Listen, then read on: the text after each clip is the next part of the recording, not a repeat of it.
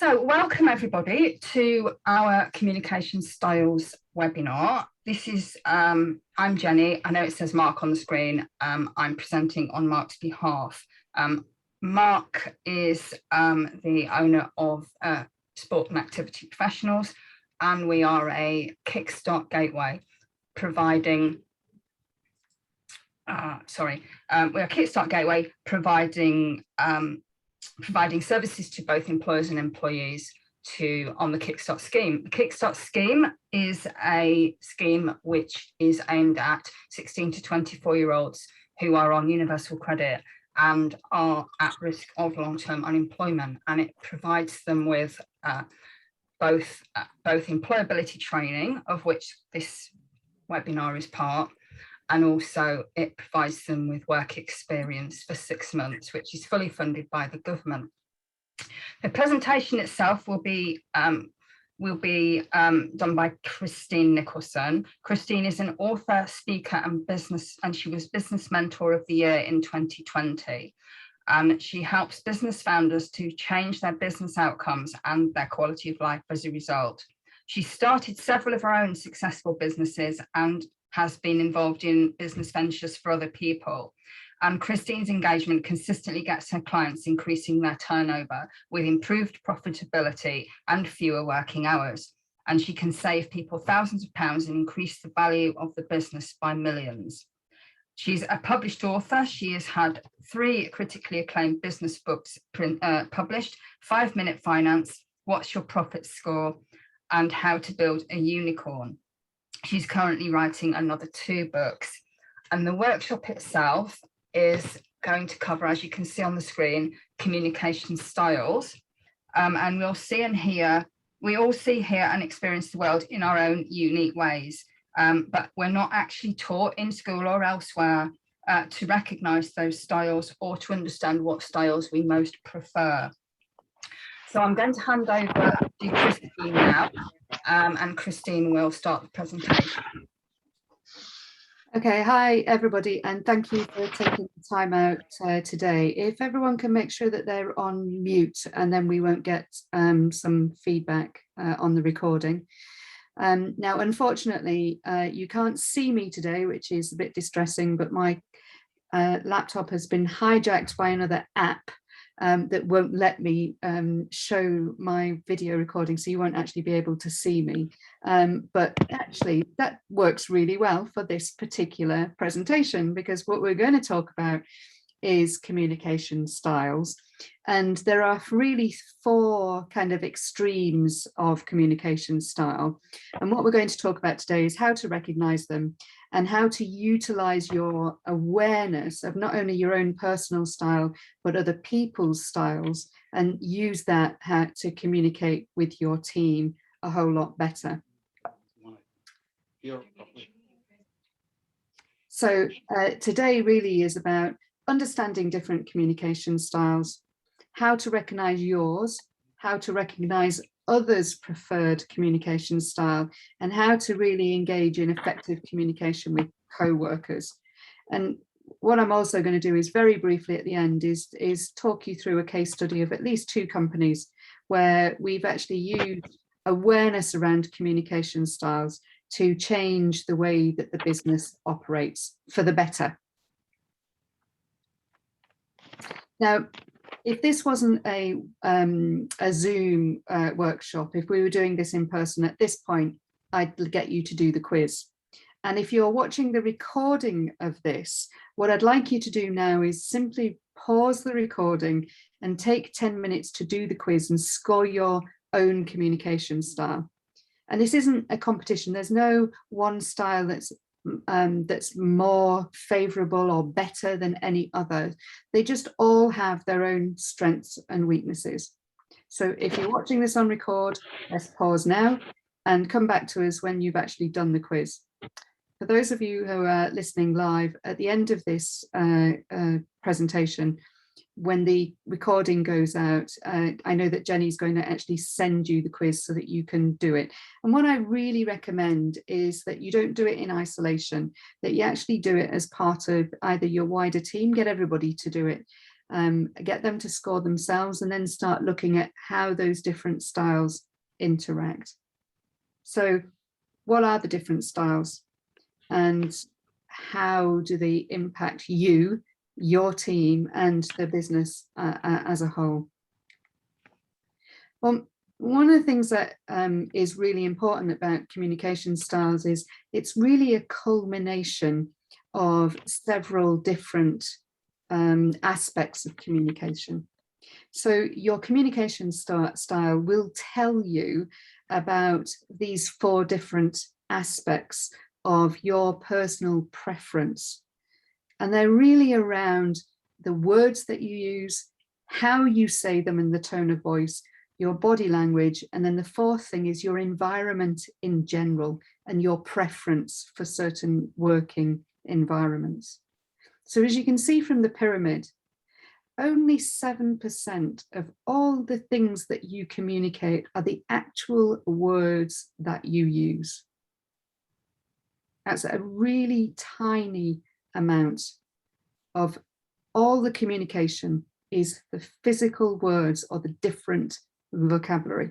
Now, don't get me wrong, using 2 different words that can mean fundamentally the same thing, but mean different things to 2 different people, it can cause a whole world of hurt in terms of people misunderstanding and causing friction. But it's a very tiny amount of the actual overall communication tools that you use when you're working and transmitting or receiving any method of communication.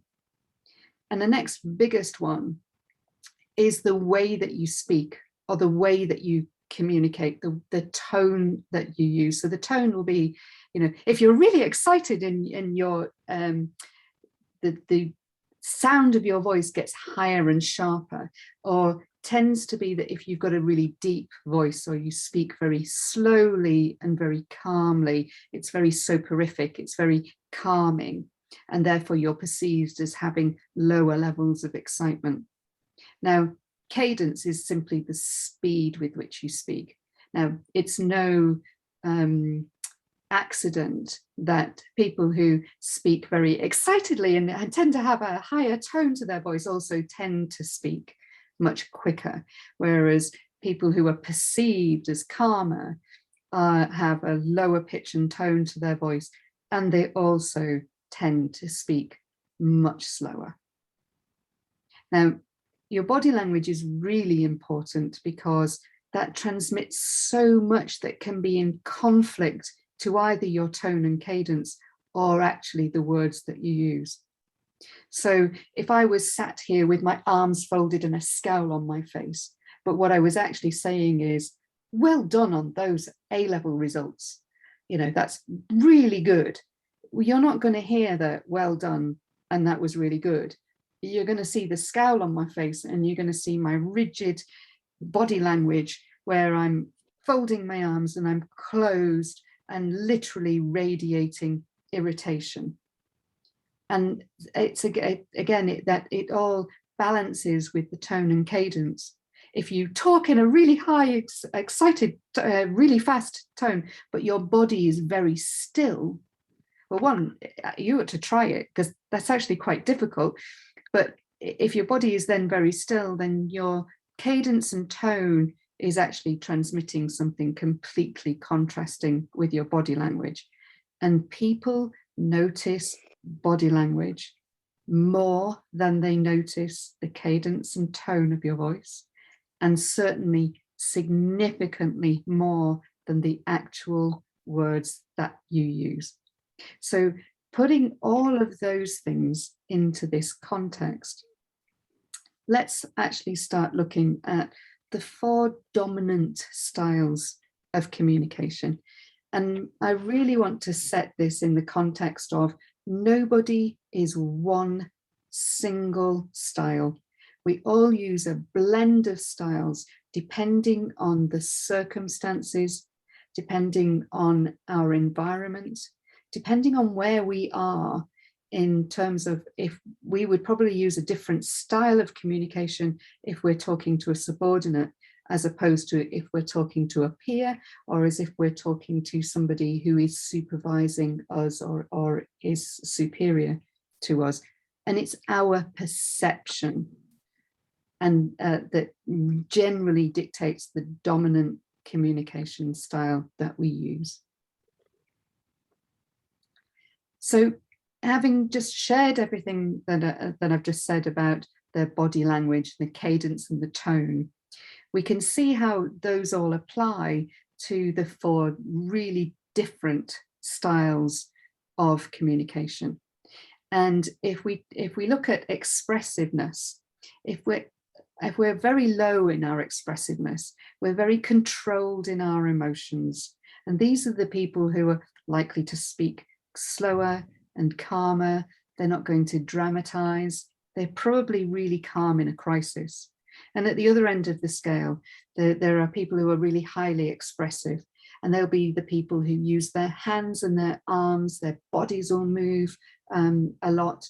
The way that they express themselves will be very high energy, and they will display their emotions. And we all move along a continuum. You know, sometimes we find it very easy to control our emotions and sometimes less so. And it's the same with assertiveness. So often people who are highly assertive will come across as a lot more confident, and they're more likely to express themselves in a way where I'm telling you, I'm not asking, I'm telling you what I want to communicate. I'm transmitting in a way that is, I am the authority and I am the expert. And therefore, you know, I'm expecting you to listen and absorb, because I am literally, it's almost like the communication is very one-sided and outgoing. Whereas somebody with low assertiveness, who may be perceived as less confident, and that's definitely not the case, will be the one that asks, and they may ask permission to speak. They may ask, they'll use language around being permissive, and they will reduce friction and energy. So, and these are the axes on which all of these four styles tend to fall on. And I think you'll probably recognize, even in your own ways of communicating, that there'll be different times of the day, the week, the month. There will be different environments, you know, being in the social environment with your friends as versus being in a meeting at work, or even being in a study environment. You'll use or experience very different communication styles, not only from yourself, but also from the people around you. So let's actually start talking about the details of each of these individual styles. Now, because you haven't done the quiz at this point, if you're listening live, you might start seeing yourself in all of these, and that's not a problem at all. If you're listening to the recording and you've already scored yourself, you can now actually see where you fit in from a score perspective. What I want to really emphasize is there's no good and no bad communication style. It's about personal awareness, not only of the way that you communicate and how you might not feel listened to sometimes, but also how other people may be frustrated if they don't feel that you're listening. They might feel that you're switching off sometimes because they're not using a style that is particularly conducive to your circumstances. But let's look at direct first. So people who have direct communication styles, they're very task focused. They're very facts and figures and data driven. They tend to speak in very decisive, direct language. Then no room for small talk here. They're the ones that are likely to come into a meeting and they won't say hello to everybody, but they'll just get straight down to business. Now, they tend to speak quite quickly, and they'll use a very loud and formal approach. They'll if they don't feel that they're listened to, they'll do what I call typical English foreign language approach. I can't speak French, so I will just speak in English slower and louder. And people with direct communication styles tend to use this. If they don't feel listened to, they'll increase the pitch and tone of their voice, and they tend to communicate in very formal ways. Now, they're quite confident. They'll appear very bold. They'll use direct eye contact. Physically, they will be still use very formal body language, but you'll have no doubt when you've shaken the hand of somebody with direct communication styles. And I'm not talking about these idiots who try and crush your hand because it's, you know, being manly and showing strength, and they will have a physical presence that you will be aware of. Now, they also won't thank you for invading their personal space. Their personal space will generally be fairly well organized. They'll know where absolutely everything is. And, you know, they're likely to sit behind their desk and as opposed to the side of the desk. They'll prefer square meeting tables, for example, that show distinctly that there is a head of the table, and they'll be interested in showing their power. So why is direct good? Well, Alan Sugar is a great example of a direct communication style.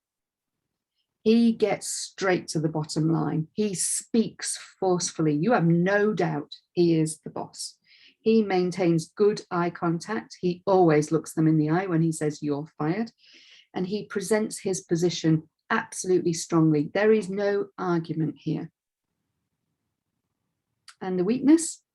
Well, direct communicators tend to be poor listeners. It's all about the transmit, never about the receive. They come across as being impatient, particularly if you're talking about fluffy feelings and emotions. They want to go straight to the rational, the logical, and the technical. They tend to appear not to heed advice. And that's generally because they're relatively confident people. And they won't shy away from an argument if it contradicts their own personal feelings. The last thing they'll want to do is talk about their feelings, and they certainly won't want to talk things through. They want to go directly, route to a solution. They're very thinking orientated and analytical and engineering. So I don't know if anybody recognizes themselves as a direct communicator. And I hope that helps you in the way that you communicate, and also in the way that you see that people see you as a result of your communication style. So let's go to spirited. Now, spirited is actually my favorite because they're really highly assertive, they're really highly expressive, and frankly, you can spot them a mile off. And which is really good because you can actually see their particular personal style, and there are ways that you can then manage that if it's not your personal style. But these spirited communicators are really obvious. So, and the reason why they're really obvious is because they make a big deal out of everything. They will express their opinions, and they're confident about expressing their opinions. However, they are prone to generalizations. They can be incredibly persuasive. They cope with a lot of change, and they're likely to change their voice levels, be very animated, and show their excitement and enthusiasm. Spirited people literally vibrate with energy. They tend to be big picture thinkers. They tend to also lack structure. They're the ones where if you go into their personal space, it's likely to have lots of things around it, to be cluttered. Now, they'll maybe know where everything is, but for somebody that's in very structured and very organized, it will look cluttered. And they're much more likely to stamp their personality on their personal space. These guys make really good salesmen. They're very risk orientated, they're entrepreneurial, they act quickly, they change quickly, and they don't really worry about the impact that they might have on everybody else. And I don't know if anybody on this call is actually works with a big sales department, for example. one of the things you generally see in salespeople, and I know this is a sweeping generalization, is they get the sale and they don't really worry about the delivery. And spirited people make really good salespeople, but they do have to be managed. So what's really good about spirited people? Well, again, they're risk orientated, they're entrepreneurial, they do change. But the reason why that they are so persuasive is because they tell stories, and they can bring a really big picture, big concept idea to life by actually painting a picture with the language that they use and the body language that they use.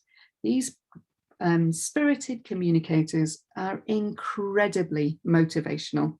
So, and it's no surprise that spirited communicators tend to be motivational speakers. Now, the downside is they tend to dramatize when they don't need to. They absolutely do not do detail at all. And they're likely to exaggerate to emphasize a story to give it dramatic impact. But sometimes that they can be very prone to being catastrophists, and so they exaggerate any downside, but equally they'll exaggerate the upside. Now, the challenge in business is that they tend to promote the idea over profit. So they'll come up with some really good ideas. And again, without having a go at salespeople, one of the things that I'm aware of is that salespeople go out and sell the solution, whether they've got it or not, and then they'll come back to the office and say, well, we've just got to deliver it. But they will make last minute changes without actually considering the impact or the practicalities on anybody else. Spirited communicators are likely to go after the latest fad, the latest shiny new thing. And that's not a bad thing, but the impact on everyone around them can generally be felt. So I'm pretty sure that among you all, there are definitely either some spirited communicators, or within your sphere of influence within your company, you will definitely have spirited communicators. All the best companies have them in the same way that they have direct people as well. But this does need to be balanced. And one of the balances within a team is having systematic communicators. So systematic communicators tend to be more traditional. They're results focused, but they're really looking for stability, and they will resist change unless there's lots of evidence that the change is not only required, but is actually going to give them something. They're very detail orientated. They'll use very precise language. You know, they're low assertive and low expressive. So typically these people will be very invisible in your organization, but when they speak, it's time to listen, because these will be people who will take the saying, it's better to stay quiet and be assumed to be stupid than open your mouth and remove all doubt. That's the premise that systematic people will live by. They'll keep quiet until they absolutely have to say something. And then when they say it, everybody should actually stop and listen. Systematic people tend to be very calm and quiet. They'll be very short in what they say, but they will not waste a single word. They're very tidy, they're very organized. Do not even consider invading their personal space. They were very territorial. You leave something out of place or even in their personal space that doesn't belong there, and they will remove it post haste. But equally, these guys are brilliant poker players. They control absolutely everything about themselves. Now, so why does that make systematic good? Well, the great thing from a business perspective is they've absolutely put the job first. They are structure, process, and procedure orientated. They are detailed, they are methodical, they achieve deadlines, they are your classic completer finishers, but they'll do it very quietly.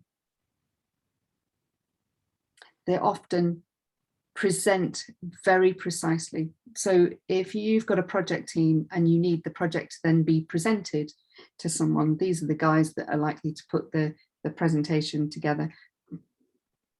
They'll focus on absolute facts and they'll be very efficient in their speech, and they're also very, very well organized in their personal space. So what's the weakness? Systematic people.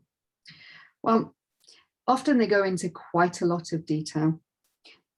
They will absolutely keep everything about themselves private, which is why Justin Timberlake is on here. His mastery of privacy in a world where everybody's trying to find something out about him has just, I mean, he is an absolute systematic communicator, even given that he's a very creative person.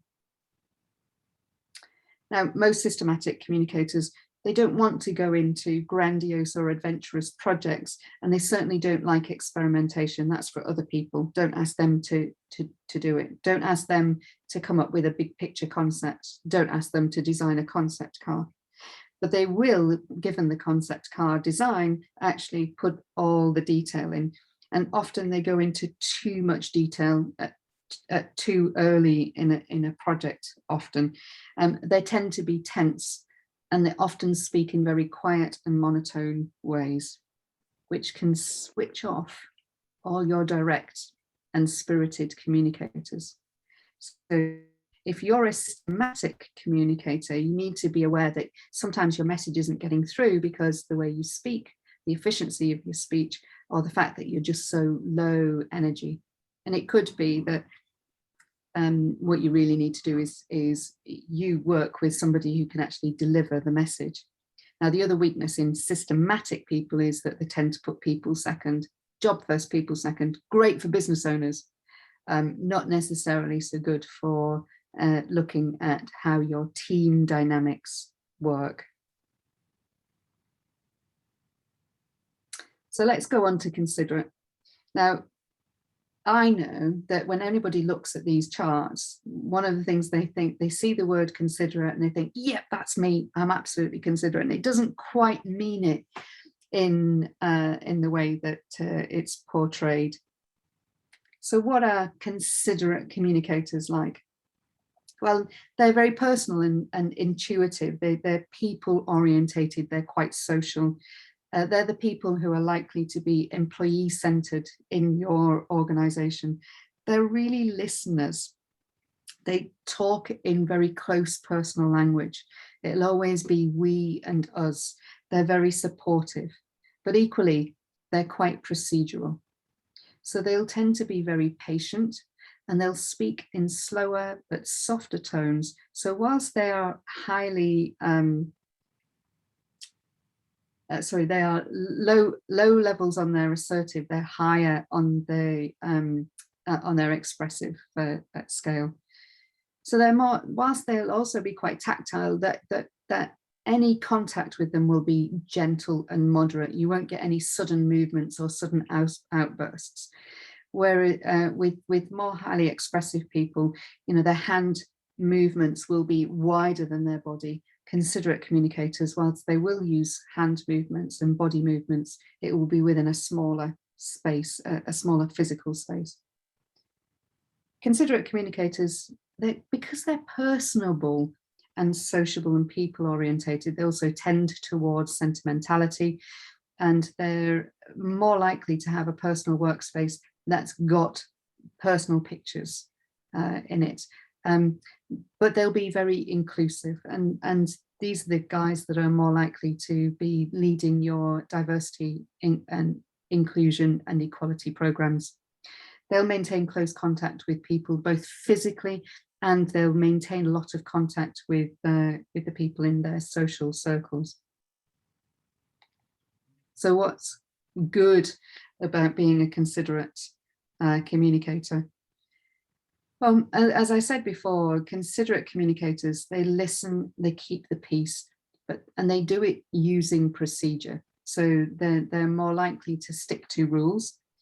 They are really good counselors. They're good peacekeepers, and they tend to use very supportive words, and they focus on building trust. Now, the weakness of considerate communicators is they don't like to hurt people's feelings, and they really do not like friction or conflict at all. They will avoid conflict where possible. So where there is friction and conflict, you're more likely to find them trying to keep the peace and find ways of keeping the peace. But they do overemphasize feelings and people's feelings. They tend to keep their own personal opinions to themselves, and they try and bring everybody else to some kind of common ground. They can often come across as being indecisive, and they can also give the appearance of giving in easily. So one example of this is if you have a boss who's a considerate communicator, then quite often he will or she will listen to the last person who spoke to them, because they'll be very empathic with that, and they'll say, yes, I completely understand, let me do something about it. And when the next person comes along and they've got a completely different opinion, they'll actually give them the same answer. And of course, what that does is it creates confusion and actually creates greater conflict. So I'm going to give you a couple of examples of how this has worked. Understanding communication styles has actually worked in the past and taken us from a dysfunctional approach to a much more functional approach within the teams. So one of my past organizations had very siloed thinking. So each individual department was almost in their own little castle or turret, and they had their own language, their own skills, and their own approach to communication, but it was very separate to any of the other departments, and nothing more so than the vocabulary that they used. So each individual department had a very different set of words and language that they used for interaction with clients, for example. Now, each individual department was also exposed to clients in a very, very different way. And there was very little understanding of each other's environments. So the operations silo was full of technical, so software developers and engineers. And the sales guys were, because of the product that they sold, they were always out on the town, and there was a perception amongst all the other departments that the sales guys were eating, drinking and traveling at the company's expense and having a jolly good time, whereas the operations people, the perception of them from all the other departments was that they were in a dark room, and because they were coders, they were basically gaming all the time, and they were uncaring about other people or even their appearance. Now, what we did to solve that was, one, everybody actually had a look at what the different communication styles were, so that we could actually start building some common appreciation of how people communicated within the organization, but then how we used that to communicate to clients. And what we did was actually pick one person out of each of the 4 departments, pull them together and actually get them talking about the customer journey and the interaction with customers and how they all interacted with customers at different times. Now, what we did that several times, so that basically everybody in across the company actually had the opportunity to come and work with different departments. But equally, we also sent them out to meet clients as a group. So we actually arranged for some client meetings and some client presentations where at least 1 or 2 people from each department was there. And whilst they might not have participated in any presentation, they actually were participating in the communication, seeing how clients reacted to particular presentations. It enabled us to start exchanging more ideas. And actually those working groups then become very informal. People generated friendships within their organization that they hadn't actually generated before, because everyone was so separate. And equally, what it also meant was we came together as an entire company and we showed everybody how the organization works and how all the cogs worked together. And because we understood each other's communication styles, it meant that presentation was given in a multimedia way, but with different people presenting different parts of the presentation in very different ways, using video, using personal actual speaking, using pictures, as well as using words. We developed a company dictionary so that everybody knew what all the different letters meant for the different communications that we were putting out. And fundamentally what that meant was that our marketing material improved, sales went up, communication and engagement with clients went up, and frankly the business flourished. We also had resulting retention. So we had less turnover of our employees. In fact, our employees became the biggest referral points for bringing in new talent in what was effectively a skills shortage from a technology perspective. Now, the second company was actually in the care sector, which is very prevalent in the news at the moment. And one of the things in this really massive organization, we had 10,000 employees, and they all worked in very, very different ways. Some people were actually delivering direct care to people in their homes. Other people were actually working in care homes. Some people were working in hospitals. And then there was the head office that was literally full of accountants and clerks and administrators. There were lots and lots of 3-letter and acronyms, which meant that sometimes you would have people talking about, for example, TLC, that to that one department TLC meant something, but to another department or to another worker, TLC meant something completely different. So completely different that they actually couldn't use the same language to talk to each other. They developed a very us and them culture because of this language difference. And also the working environment for everybody was so different. So people delivering care directly to care receivers were working in a very different environment to what was perceived by the care workers as the administrators working in their ivory tower with their nice clean office and their air conditioning, etc. And of course, the very large number of employees just really emphasized all of this. And there really wasn't much effort for anybody to try and understand people in different environments. And the approach from head office was often, we'll just email everybody, without actually understanding that not everybody had email. And some people were on 12-hour shifts. You couldn't expect them to respond to an email in 15 minutes when they're delivering care and they're on a 12-hour shift.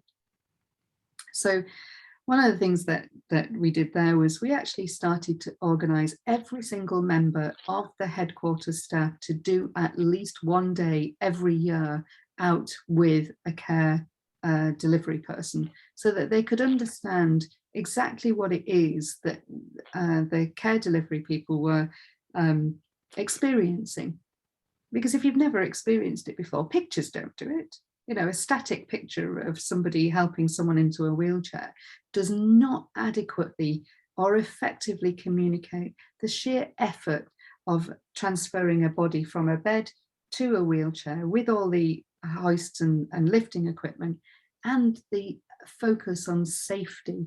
You know, the number of things that you would have to think about to make sure that the chair didn't move and the person didn't fall and you didn't personally injure yourself as well as the person receiving the care. So that just that understanding of what that environment was like. We did arranged job rotations, but we also arranged working groups where we got social interaction between people from different working environments and actually different geographic locations. And in the end, it all really came back to the same thing, showing everybody how the whole organization works, getting people to appreciate their communication styles and that the communication methods that meant that those styles were used to the best effect, and actually having consideration for other people's environments and circumstances. So I appreciate that quite a lot of this was actually not really about communication styles, and more really about having an awareness of your own environment, the way that you behave, the way that you appear to others, and how that affects their ability not only to understand what you're trying to communicate, but also how you can be impacted by their ability to communicate and their awareness of your environment and circumstances. Effective businesses are always a collection of a bunch of crazy people who all come together around a common aim, and everybody thinks that everybody else is the one that's slightly crazy. It's why would they do things like that is often a question that is asked. And when you start looking at environment, the language that you use, the body language that you use, it might, and your own awareness of how you manage, then you might be able to have a greater understanding and therefore improve the communication with others. So I hope that has helped, and look forward to seeing how you all get on with the quiz. That's just a very quick overview of the 4 dominant communication styles. And if you have any more questions or you want any more information, please don't hesitate to contact me. My contact details are on the screen. Certainly Mark and his team have an amazing support. Jenny's is a big part of that. And thank you for taking the time to spend with me today. Thank you, Christine. That was absolutely fascinating. I'm really looking forward to doing my quiz, though I think I know where I'm going to lie. Does anybody have any questions? You can either unmute yourself if you are happy to speak on the recording, or you can put them in the chat box.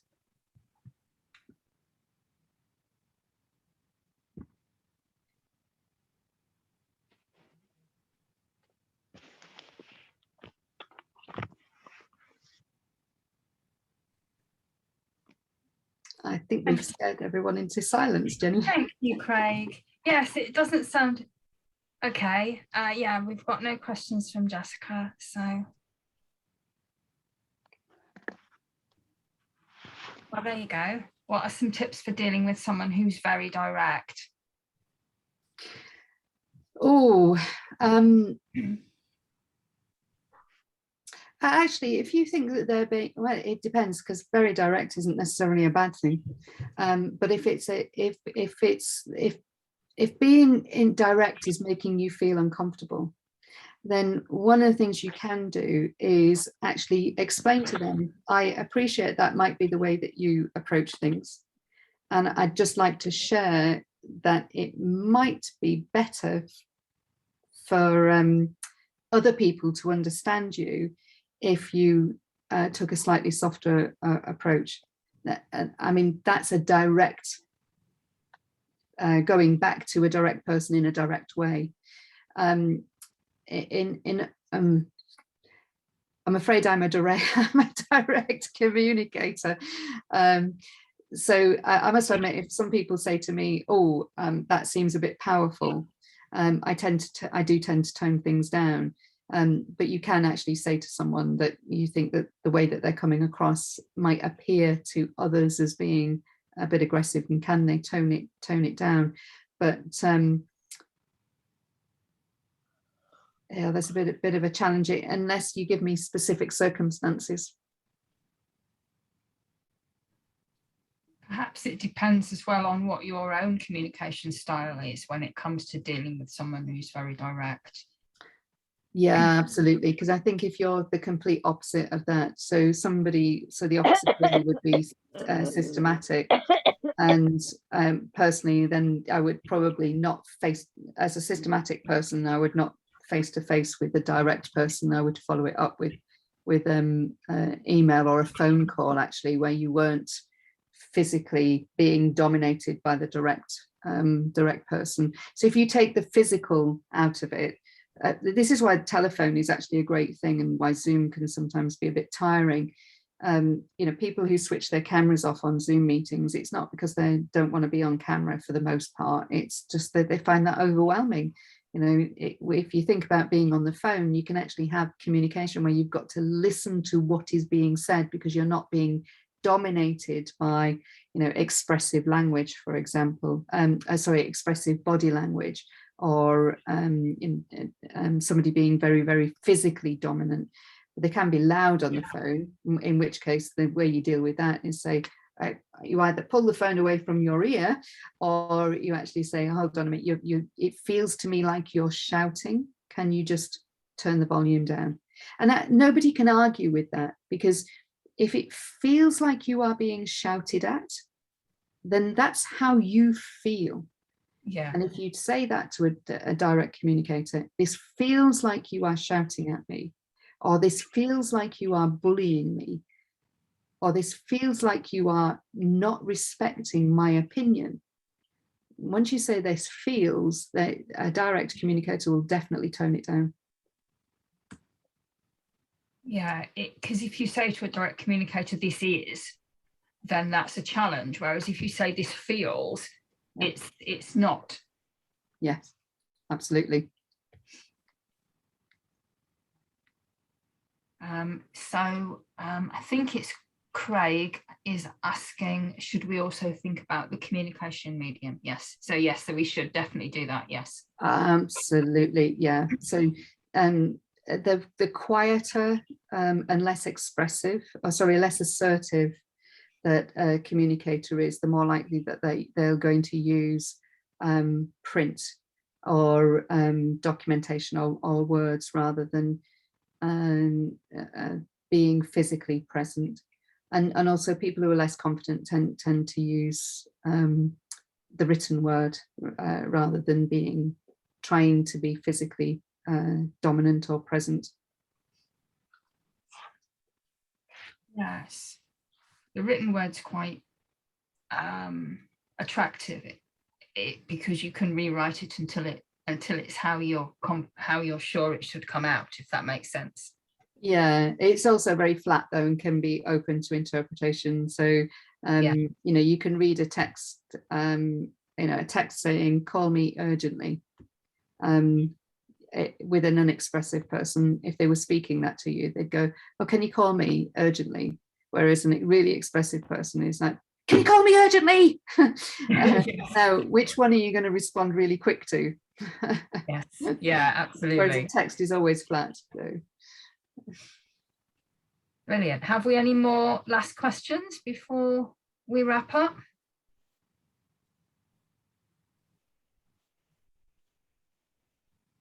It doesn't look like it. Christine, thank you so much. That was absolutely fabulous. I really, really enjoyed it. I'll get the recording and the quiz out to everyone as quickly as possible, probably this afternoon or this evening. I don't know about everyone else, but I'm very much looking forward to doing my quiz. Thank you very much indeed.